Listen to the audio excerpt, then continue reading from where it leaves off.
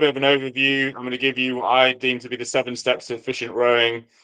We're going to go through how to action those points that we've worked on, and then there'll be a little bit of time for some questions. The only thing I ask, obviously, I'm not charging you for this, is that if you found some value from it, just give it a little, if you want to take a photo, share it on your story, on Twitter, Facebook, whatever, would be really, really appreciative of that. So just in kind of before I get into the specifics, just want to go over, this is what I believe to be the most effective and efficient rowing technique. That's not me saying that all other ways are wrong. And, indeed, I have been beaten by, I've coached crews that have been beaten by crews that would not row in a way that I would coach. But, I'm pretty confident in the way that I get crews to row that I've developed over the past 10 years. I want everyone to leave today with the ability to improve your rowing and coaching and just be able to put stuff in action from tomorrow, from the next session that you go into. Questions are encouraged if you just pop them in the chat. But just the one thing I ask is that I sometimes when I do these things, I get people saying, my coach said this, do you think they're wrong? I don't want to answer those questions. I'm not here to say who's right or wrong. I'm just here to say this is what I believe. Okay. So why is simplicity important? I think it's really important to acknowledge, so this is a crew that I coached over the summer, is why we're trying to row in a simple and efficient way. And for me, it comes down to when you're in a race situation and when you're under the most amount of pressure possible. So this is the A final of a World Championships. Can you still keep it simple? And can you keep doing those basics well? And I think the reason that that's super important is that if you're having to read a race, you're having to, motivate yourself. There's a lot of stuff, kind of mindset going on. You don't want the focus to be too much on doing anything different. You just want that ability to row, that movement to be as simple as possible. Okay. So, I'm really pleased with how this crew rowed over the summer, and everything I'm about to talk about is exactly what I used to get them to that stage. I'm not going to gatekeep anything. I'm not going to withhold any information in how I want people to row. I really want to get across to people that having an elite level of rowing is attainable to anybody, regardless of your physiology. So just a little bit more in terms of the overview. It's really important to consider the whole stroke cycle. Okay, so the drive and the recovery work in harmony with one another. There's no start and no end point. So back when I was kind of developing as a coach, I used to think that the catch was everything and that it was the beginning of the stroke. But if you want to have a good catch, you've got to have the setup and the flow and the organization on the recovery. And then if you want to have good recovery phase, you've got to have developed speed and stability and acceleration on the drive. And if you want to get a good drive phase, then you need a strong and relaxed catch position. So it's like, if you start to then delve into which one's more important, then, it never starts from somewhere. It's always set up by that point in the stroke cycle before it.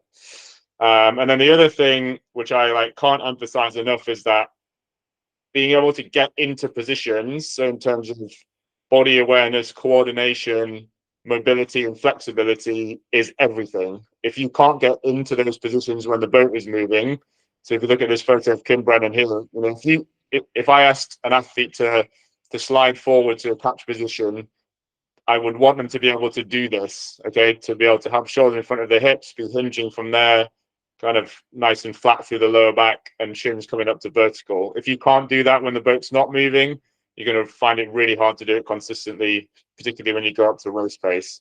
Same with the finish as well. Like, can an athlete, you as an athlete or you as a coach, get your athletes to sit in a similar position? So positions aren't everything. And if you can't hit those, I would always say that is the kind of the first priority. So yeah, here's nice bit of rowing. This is again the 4 that I coached over the summer. Really happy with kind of where we got to. We definitely didn't start looking anywhere near as good as this, but I'd say for me this is the best paddling they did. And hopefully you can kind of see exactly what I was just talking about there. It's very continuous. The boat, doesn't really slow down too much between the strokes. It's just that drive and recovery working together in one stroke cycle. So starting with the pickup and the connection, the irony isn't lost that I just said we're not going to start with the catch, but with it being a linear presentation, I have to start somewhere. Okay. So the key thing with the pickup and the connection, number one, you can't accelerate the boat until you've created the connection to the water. Okay, so that means the face of the blade is full of water. You're starting to drive and you feel that grip. Okay, we know or you should hopefully have some idea of what the blade feels like when it's connected to the water. So that's number one priority. In my opinion, I would say in rowing, in what I've seen, there's too much emphasis on how the blade goes into the water. It is important, but I'd say there is not enough emphasis placed, particularly in people that I've coached. And then what do you do immediately after that? And it's how you change direction in conjunction with that placement of the blade that is going to give you the connection to the water. So in my mind, it's a 50-50 equation. If we're talking about a sequence to create that connection to the water, the way I would always coach it is number one, you place the blade with your hands. What comes immediately after that, in terms of like split second after that, is you then push on the feet. And that's got to happen with the arms relaxed. So it's just pushing on the feet. The reason the arms are relaxed is because we want to get that hang off the handle. If you get those 2 points, so once the blade is in the water and the pressure is coming onto the feet, that then creates the pressure on the face of the blades. And that's it. It doesn't need to be any more complicated than that. If you hit those 3 points in a row, then you're going to then be connected to the water. So here's hopefully a simple-ish diagram. So, I can't explain it any more simply than that. Is that handle or handles in sculling, you just want to leave them. You want to leave them at the catch point where you place them. And then to create the connection, so you can see here the legs are about halfway down. The pressure is going that way. It's being applied horizontal. It's been applied into the foot plate. I know like kind of popular, maybe the kind of cues that people sometimes use is about kind of pushing the seat back, but I would always say push the foot plate away. So any of you guys use the RP3? Obviously, when you're on the RP3 or any other, if you've got Concept 2 on slides, you're pushing it away. It comes to you and you push it away, and that's just super, super simple. So that leads me on to the next point, is that if the handle moves backwards and you're still pushing the feet away, those 2 points are going to overlap too early. And the connection, well, I don't want to say lost, maybe lost is not the right word, but the connection is reduced. Okay. So that'll kind of lead us on to the next kind of focus, which is just being able to keep the body still. Really good exercise that I find for just changing direction on the feet and getting that nice kind of, no work on the handle, just getting the work on the feet, is this exercise, which I just call skimming. It's kind of similar. I'm sure many of you done it before, might call air strokes, whatever you want to call it. But ultimately, if you want to really put the emphasis on the feet, a good place to start is to take away the handle. Obviously, you haven't taken the handle out of your hands, but if you haven't placed the blade into the water, you then can't pull on the handle. It's not possible. So what I'm always looking for in this drill is to get separation, so handle over the knees, and then to be able to keep the body still as the knees come up and then change direction. Okay, so I'm always looking at the knees. Do the knees stop? Or do we want them to just come up and then change direction, drop away at the same speed? Okay, so I'd say bow seat doing it a little bit better than stroke seat, but these guys got the right idea. So this is, the bowman of the four. This is a drill that we were doing very, very early on in the development of that cruise. So you're probably talking 8 weeks ahead of the World Championships. That's the time when I'd work on those kind of real basics. So that leads us on to point 2, which is the first half of the leg drive. So that's going from here with the shins vertical. This is George Bourne that I coached earlier in the season, through the World Cup season and through to the final qualification regatta. So one thing we spent a lot of time working on was just this front end position. So if we're talking about first half legs, we're talking about the shins being vertical, the knees being at the highest point, and then it's that pressure going into the boat, so pushing the foot plate away. And you can see here the knee angle has gone from quite an acute angle to then about 90 degrees. And that's really the point we're trying to push to when we're talking about first half legs. What I would really emphasize with the athletes I'm coaching here is to keep the trunk absolutely rock solid.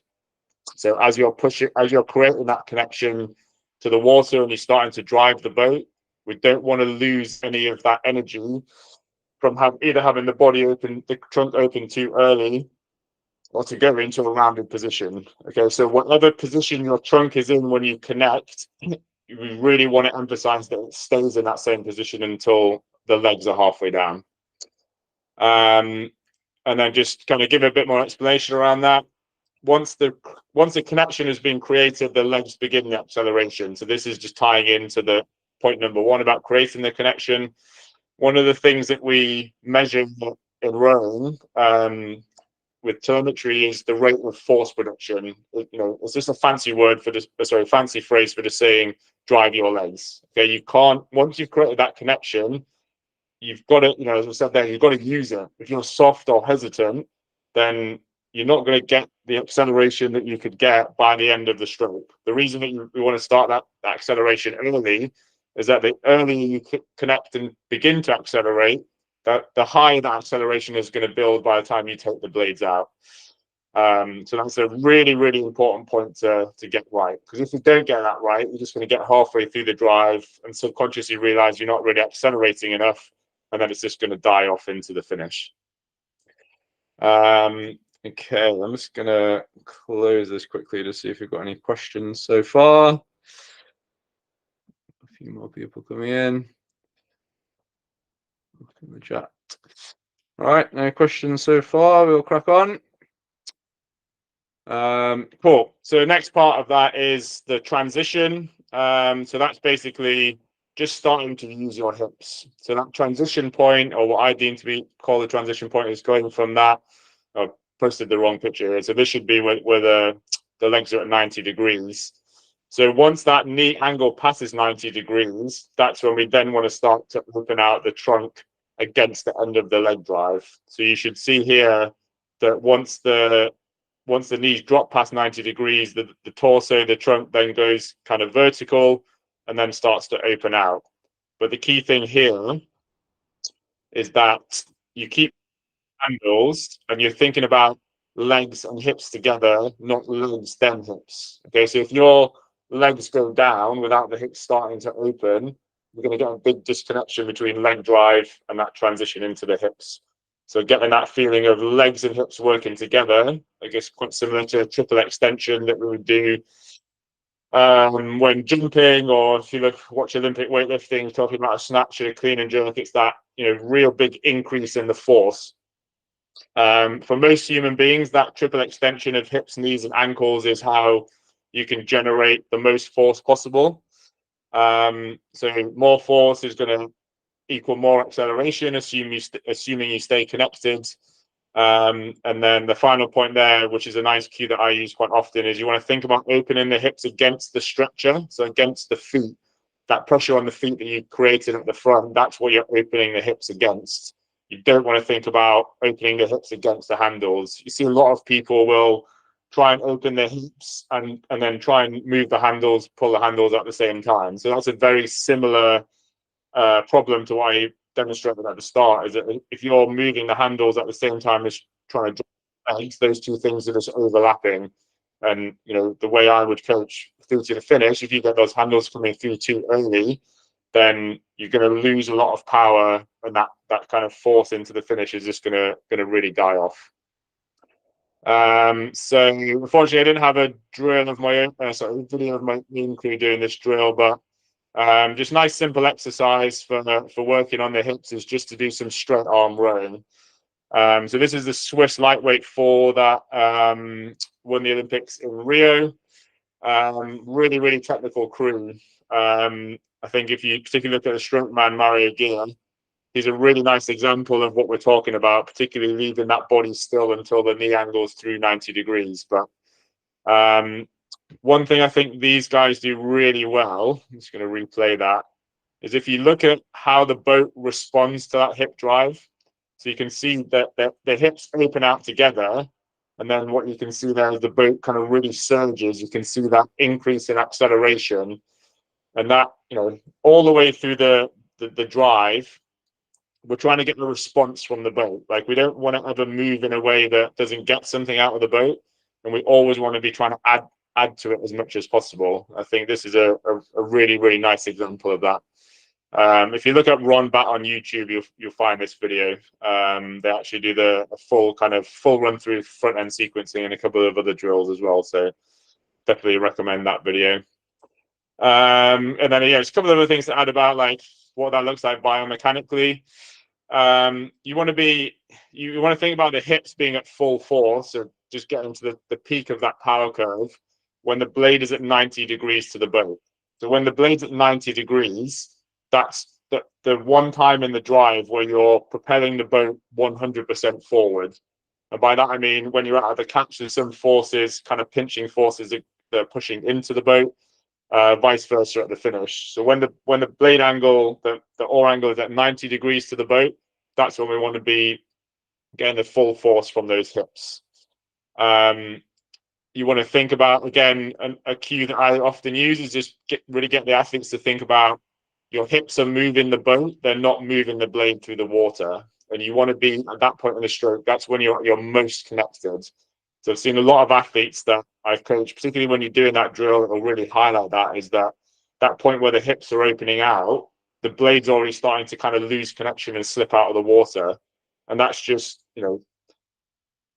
there's no reason that you want to row like that. Like, as I just said, the point where we're at 90 degrees is where we're at almost like 100% efficiency, 100% acceleration. So that's when you want to be at your most connected. Like the blade should still be gripped, it should still be deep in the water. You shouldn't see the top edge of the blade above the surface.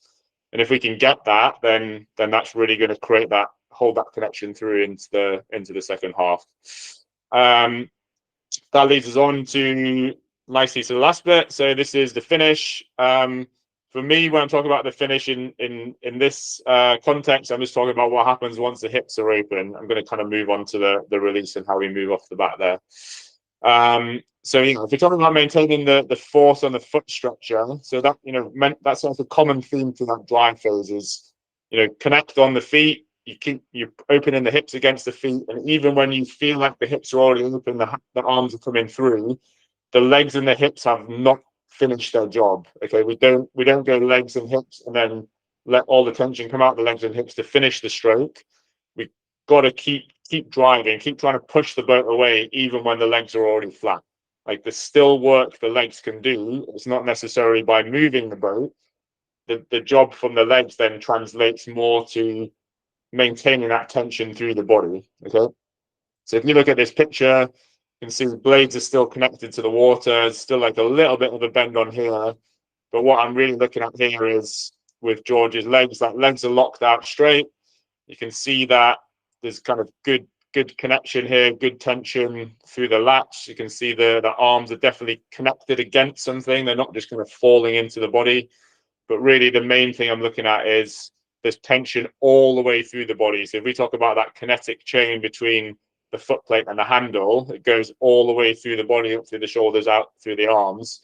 There can't be any weak links in that chain. And okay, inevitably, some people, not everyone is an international standard athlete, but this is one of the things that I really want to emphasize, as I said earlier, is that this is the thing that people, I would say, get wrong the most in rowing. And for me personally, how to finish the stroke and stay connected is a thing that took me the longest amount of time to work out. Okay, I'm probably still not there yet, but I think I kind of feel like where I've got to now with that is a pretty good idea. The other thing, so this is the under 23 women's 8.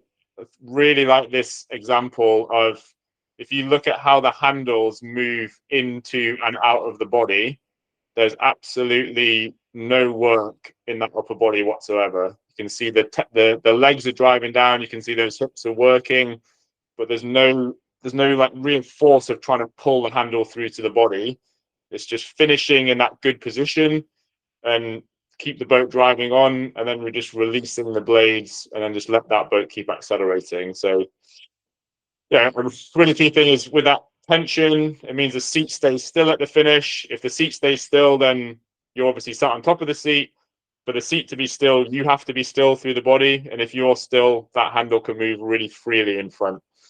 So yeah, I think the finish is just, again, common theme, just trying to keep it as simple as possible. But simple in this context is not easy. It is hard to finish every single stroke in that position.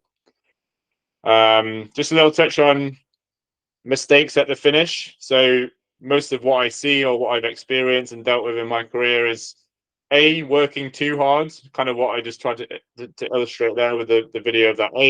Smooth is fast. We don't want to be smashing the handle through to the body. Like I would always say, you want to try and make the finish as quiet as you can. Like you don't want the finish to be a big loud movement. If you think about in the gym of like, well, how can you accelerate the barbell when you're doing a deadlift or a power clean versus how much force or acceleration can you get doing, a 2-inch bent over row? Like that's the hardest place in the stroke really to apply force. So there's no point overworking that. The returns you're going to get from working really hard there are tiny because then you're not going to add too much boat speed, B, you're going to tire yourself out. The other thing is losing tension. So we kind of had a nice demonstration there of what the tension should look like. So the common themes I'd say is like leaning back too far. So when we're sitting at the finish, you want to think about being in like a tall, strong position.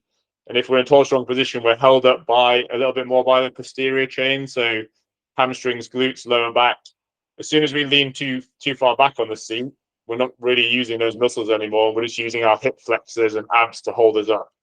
Okay, and those are going to fatigue and tire out much, much quicker. So too much lean back for most people isn't going to work. Or the opposite to that is letting the knees pop up too early, and that's kind of what I alluded to earlier. Is that as you drive through to the finish, the legs aren't finished working until you take the blades out. Okay, if you let the knees pop up, all of a sudden that tension through your body is gone. Anything you do from that point where the knees come up is not going to be going into accelerating the boat. And then the other thing is just the timing, is taking the blade out too early or taking it out too late. The best way I would say to coach that or think about that is just as soon as you can't suspend yourself and you can't feel a connection on the feet or the face of the blades any longer, take the blades out. Like if by that point in the stroke you know what connection feels like, as soon as you don't feel it, don't keep looking for it. It's probably gone, and you're better off just getting away on to the next stroke.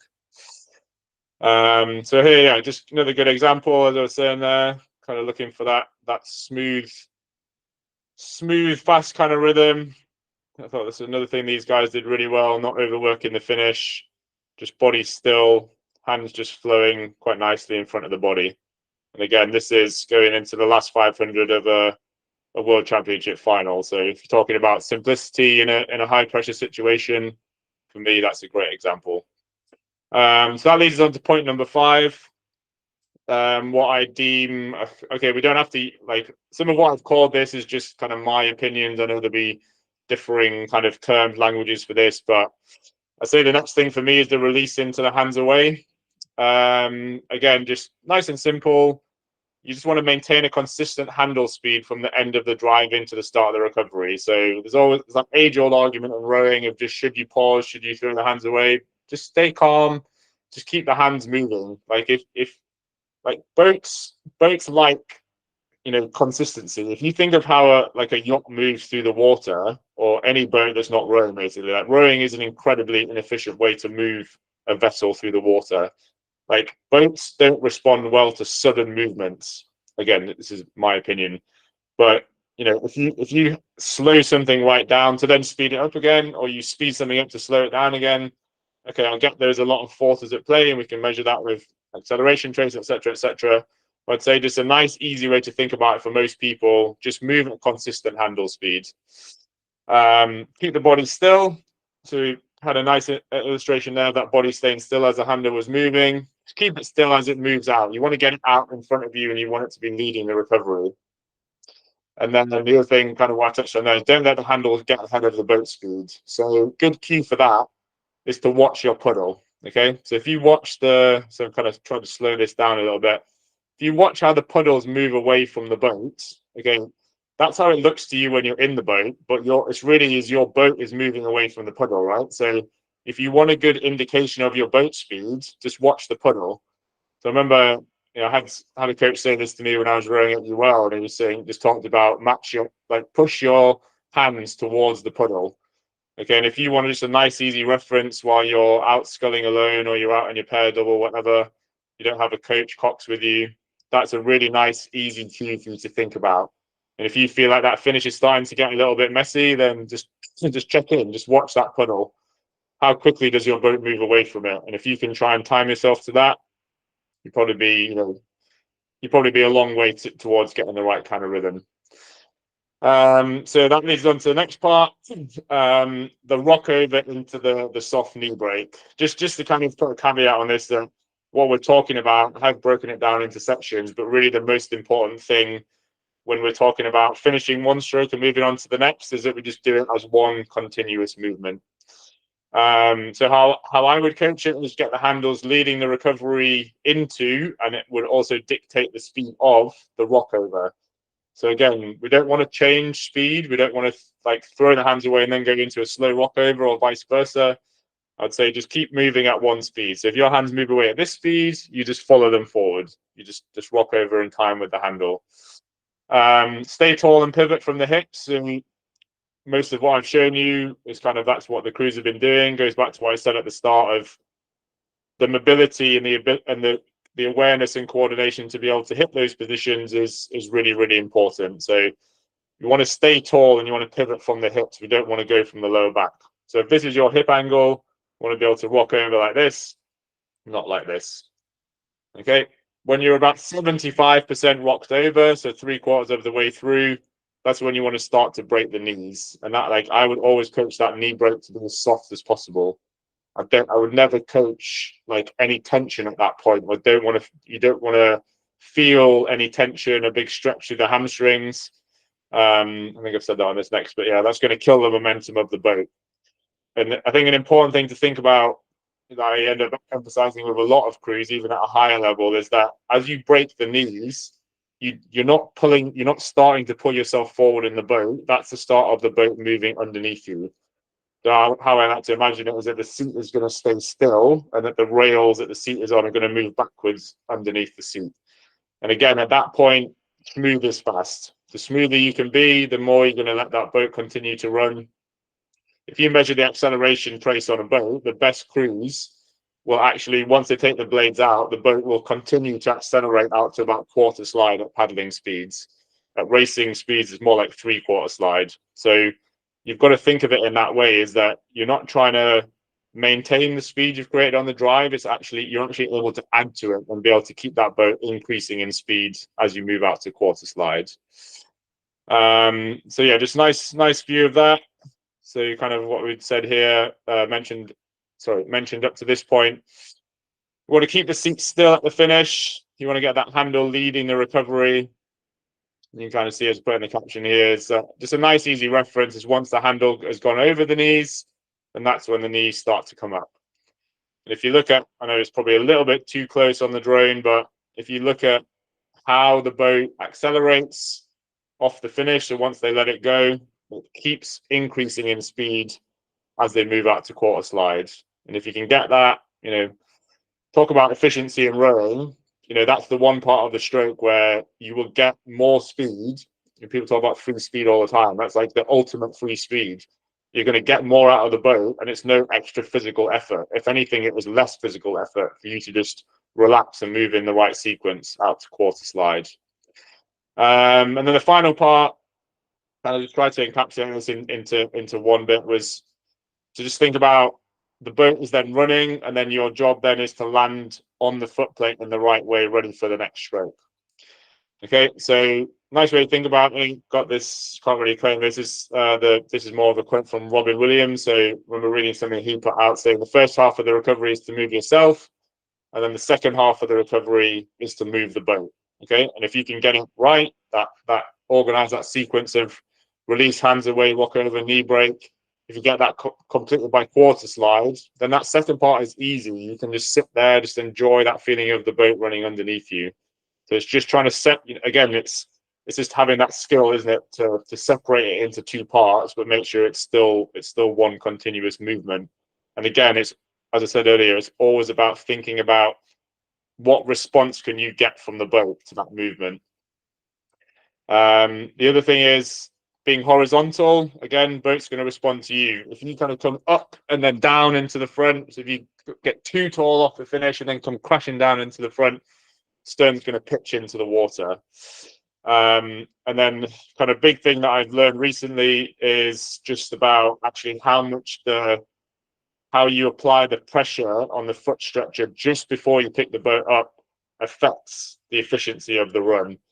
Okay, so I can't emphasize enough how important it is to keep horizontal pressure onto the foot plate. If you're putting vertical pressure, as in you're pushing down into the foot plate, into the foot structure just before the catch, that's a really good way to kill the boat speed.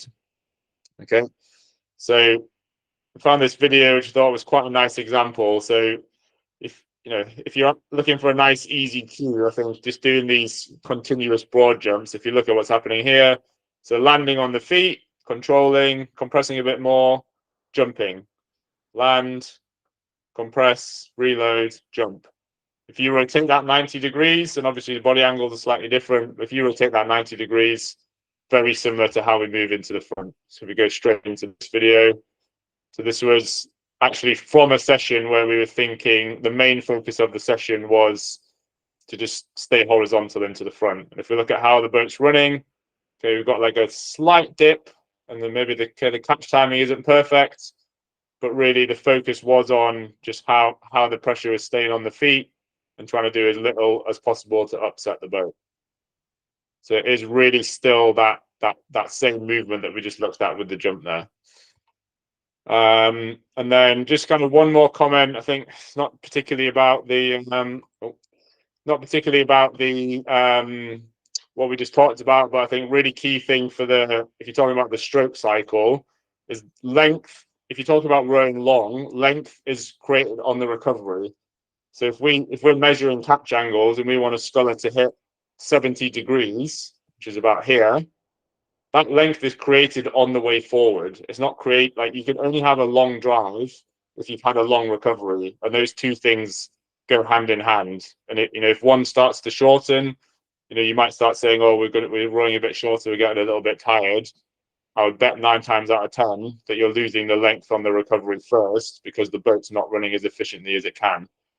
So when you see rowing done well, when you see like a really efficient boat, that it just looks like it travels so far between the strokes, which it does. But the reason that that's happening is because of that sequencing and organization. Okay, so really, really want to emphasize that point is that you're getting the length from the recovery, and then that gets you to the catch angle, that gives you the longer stroke, that's going to give you the length on the drive. And then step number 8, repeat. So we've hit all of those seven points. The 8th one is just to repeat it consistently. Okay, that's if you can tick all of these off, it doesn't have to all be in the same session. I'm going to get onto that in a second. It's just having the understanding, like if you're clear on what you should be doing at the front, how you begin the drive, how you finish the drive, how you take the blades out, what do you do on the recovery. If you're talking about crew boats especially, like it's really important that everybody has an understanding, or that you as the coach or you as the single sculler has an understanding of why are you trying to move in that way, like what is the desired outcome, what is the response from the boat that you're going to get. That's kind of everything I had to say.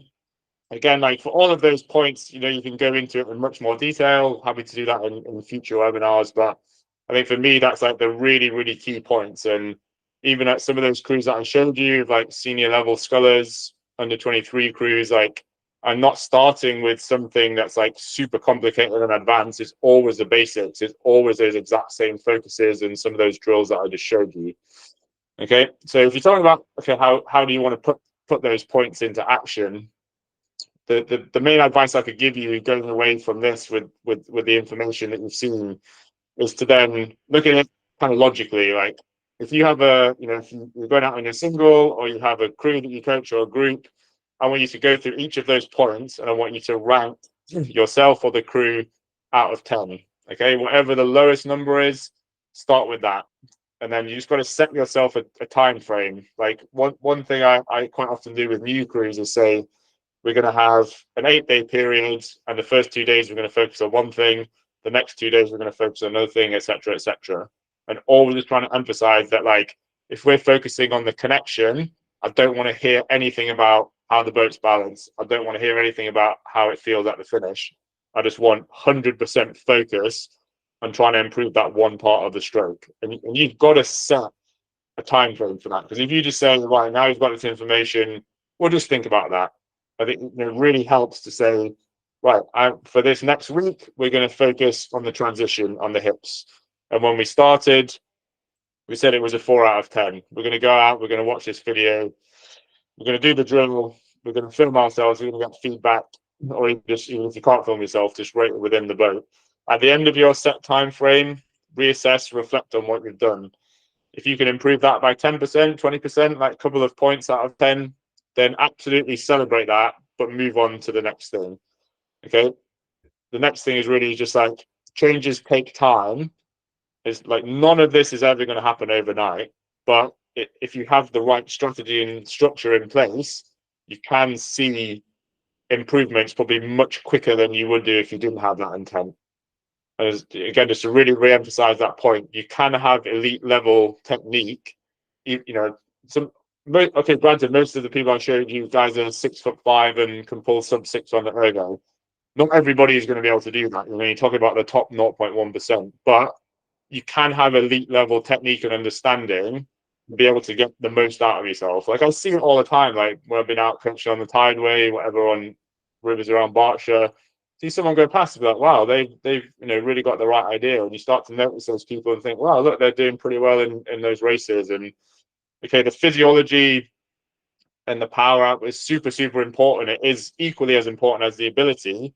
But for some people, you might never have that. And I think it's like you're trying to max out what you're capable of physically. I think for a lot of people, what they're capable of in terms of their technique would actually be, another level above that. And as I said, success is never an accident. You've got to go and make it happen. Okay. So I'm going to close that, and then if we just go to anybody has any questions or anything, might be some questions or do that. Right. So going back, change of direction. So we're talking about the sequence of placing the blades. So what I would say is that drill that I showed you, the skimming exercise, I would normally start with that. So I'd get the athlete or the crew to feel what it's like to get that continuous change of direction. And then once they've got the right idea of that, so the trunk staying still and the legs moving, I would then start to get them to think about, now we're going to place the blades. And you'd be surprised if you can get that, the timing of the skimming, if you can get that right, you'll be surprised how much better the catch is. Because a lot of the time, I think it's kind of sometimes a bit of a trick with coaching, is you might bang on about one thing over and over and over again. And for almost every part of the stroke, there's a few movements to it. Like if you're always talking about, how do I put the blade into the water? You get so obsessed with that you forget about, well, how do I move into the front? How do I change direction? And sometimes putting the emphasis on the other thing and then just trying to encourage a bit more of a kind of relaxed arm, a bit more of a hang off the handle is going to improve that as well. Do I think arms and trunk should finish roughly at the same time? I would say that in the same way that said about the legs, the work not being over, even though they're not moving, I would say that there would be a point where the trunk would be still and the arms are coming through. But I would also say that that would be the one part of the stroke where I would probably allow a little bit of discrepancy. If I was coaching a sculler, kind of be too bogged down with that. I would say like whatever's going to feel best for them. If I was in a crew boat, I would kind of say, well, what's going to work? What's going to work for this crew? And I think the coordination you need to have to be able to finish the stroke in a good position is one of the hardest things to attain. So if you're measuring the force you're applying at the finish, and if you can hold the force really well through to the finish by finishing arms and trunk together, then great, that's what you need to do. But if you could get further in the long run by going trunk and then arms, then you'd say, okay, this is where we're at now and this is good, but here's the thing, here's the kind of the next step, here's what we want to work towards. Would I say telemetry screens help linking people up? Yes, 100%. With the handle speed, I would say probably not in the boat. I think maybe that'd be something that would be quite difficult to do live with the screens in the boat. Power curve, absolutely. I think like if you're well, it's a difficult one because okay, if you say here's what we want this to look like, here's what we want the curve to look like, then um, I guess that's something you need to talk about before you went on the water because obviously you can't see each other's screens kind of while you're out there rowing. Cool. So that is all the questions. So just what last thing on. Oh yeah. So drill to work on getting the right movements in and out from the finish. Almost always at the finish, I'll probably start with feet out, like because that's I think feet out is almost like the magic drill, and that is the one drill that you can do that is going to absolutely force you to go into the right position. Okay, so if you're talking about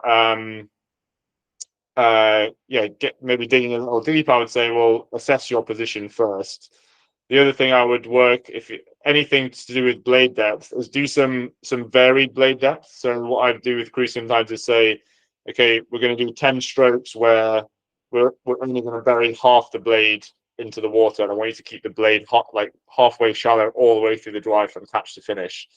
And then we're going to go the other way, and then I want you to over bury the blade, and I want you to put 5-6 centimeters of water above the top of the blade and carry it really deep.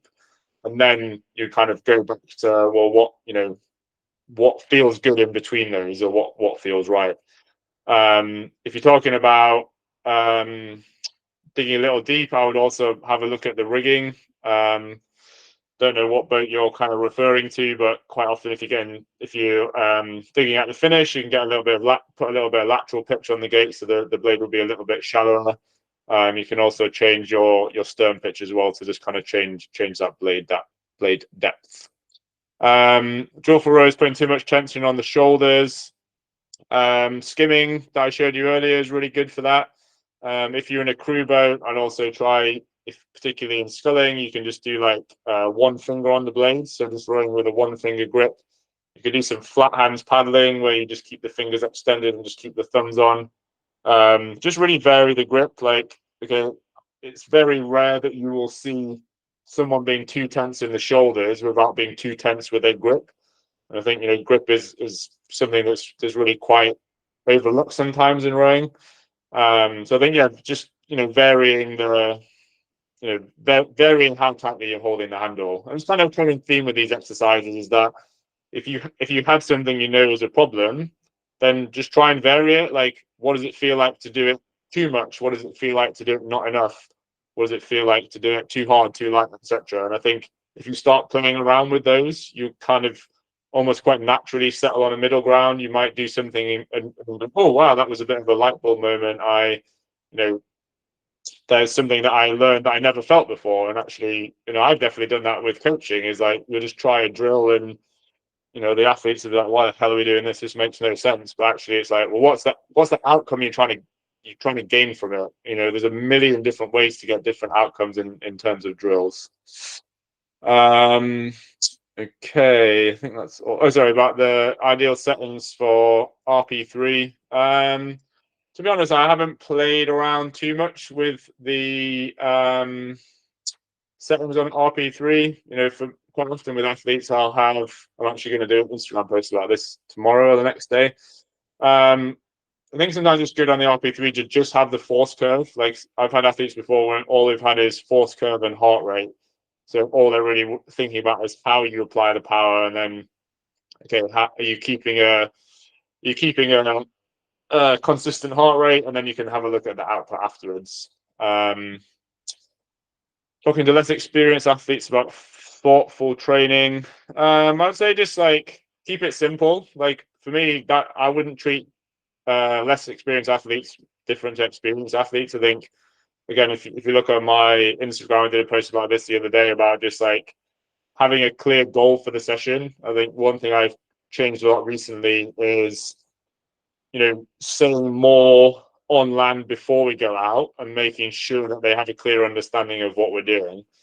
And I think as well that in terms of how you manage athletes as a coach, sometimes you just got to not give them the chance to do any evaluation. I always think sometimes, you know, trick out, or not a trick, a technique I use sometimes is that if I'm out in a launch, if we're going and we're about to turn around, sometimes I just won't go near the crew, because as soon as you go over, you're basically then initiating a conversation. I think if you just start to say like, right, we're going to do this session and we're going to paddle 4 loops of the lake and we're not going to stop and we're going to have an assessment afterwards, and just try and kind of manipulate that a little bit. Heart rate zones on erging, on water, not super rigid. I'd be more likely to use other metrics, just like the feeling, the RPE. I'm going to do another, actually that reminds me, I need to open this again. I'm going to do, well, there will be more chance. Just going to reshare that screen again. One thing that would be super useful from you guys is if you just pop it in the chat. What would you be interested in for future webinars? Super keen to do this again. Obviously, some of those questions are starting to drift into like other subjects, which I could talk for hours and hours about. So if you just pop A, B, C, D, or E in the chat, obviously if you put E, please list what it is. That will be super useful. And yeah, that's everything. So again, really happy to see so many people on the call. Particularly good to see like a good spread of people. There's obviously like some faces and names that I know, some guys that I've seen on Instagram, people from all over the world. So for me, it's like I'm always like super excited to be able to kind of share this knowledge. You know, when I was coming up as a coach, couldn't find any of this stuff anywhere. So like that's why I'm doing this. Like I'm really passionate about trying to get this knowledge out there, because I feel like if you don't have access to it in your club, you're kind of on the back foot in terms of how you could develop. So yeah, looks like we managed to hang on to almost everybody for the full call. So yeah, really happy to be able to share that knowledge. Last chance for any questions. If not, I'm gonna end the call here. Oh yeah, I will definitely share the slides. I'll probably put the whole video on YouTube as well, just so we can watch it back. I'll try and do that without any of the questions of everyone's name and stuff like that on. Cool. But yeah, hope everyone enjoyed that. I certainly did. Definitely motivated me to do another one and kind of start working on that next one. So no more questions. I'll see you guys again soon. And yeah, if you could just drop a little, you know, if you had any light bulb moments, feel happy to share any screenshots you took on Instagram or whatever other social media. I would really appreciate that. It'd be a huge help to me. Cool. All right. Thank you very much. And I'll hopefully catch you all again in the next one. Cheers. Thanks, Kieran. Stop recording first.